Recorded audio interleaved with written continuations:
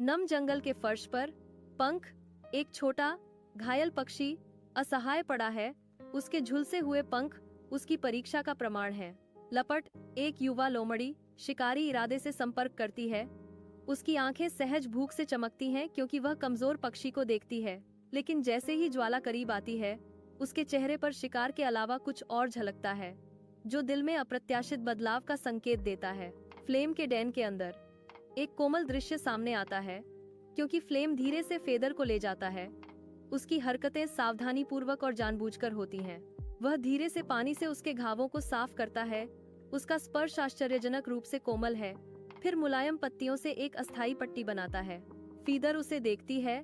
उसकी सतर्क आंखें नरम पड़ जाती हैं, क्योंकि वह धीरे धीरे पूर्व शिकारी पर भरोसा करना शुरू कर देती है, जो उसके घायल पंख की देखभाल कर रहा है। एक भयंकर आग जंगल में लगी हुई है, जो अपने रास्ते में सब कुछ निगल रही है, क्योंकि डरे हुए जानवर अपनी जान बचाने के लिए भाग रहे हैं। ज्वाला की मांद एक भयंकर आग से घिरी हुई है, जो उसे फंसा रही है, क्योंकि फेदर ऊपर उड़ता है, विनाश को देख रहा है। एक साहसिक कार्य में फेदर अपनी चोंच में पानी इकट्ठा करना शुरू कर देती है, उसे आग पर गिराती है और मदद के लिए पुकारती है। नम जंगल के फर्श पर पंख, एक छोटा घायल पक्षी असहाय पड़ा है। उसके झुलसे हुए पंख उसकी परीक्षा का प्रमाण है। लपट, एक युवा लोमड़ी शिकारी इरादे से संपर्क करती है। उसकी आंखें सहज भूख से चमकती हैं क्योंकि वह कमजोर पक्षी को देखती है। लेकिन जैसे ही ज्वाला करीब आती है, उसके चेहरे पर शिकार के अलावा कुछ और झलकता है, जो दिल में अप्रत्याशित बदलाव का संकेत देता है।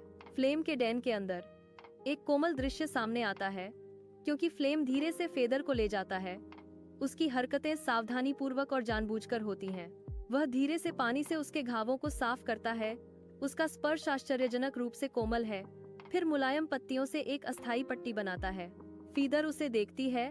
उसकी सतर्क आंखें नरम पड़ जाती हैं, क्योंकि वह धीरे धीरे पूर्व शिकारी पर भरोसा करना शुरू कर देती है, जो उसके घायल पंख की देखभाल कर रहा है।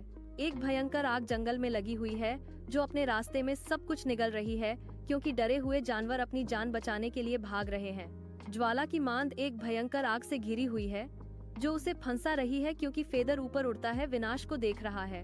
एक साहसिक कार्य में फेदर अपनी चोंच में पानी इकट्ठा करना शुरू कर देती है, उसे आग पर गिराती है और मदद के लिए पुकारती है।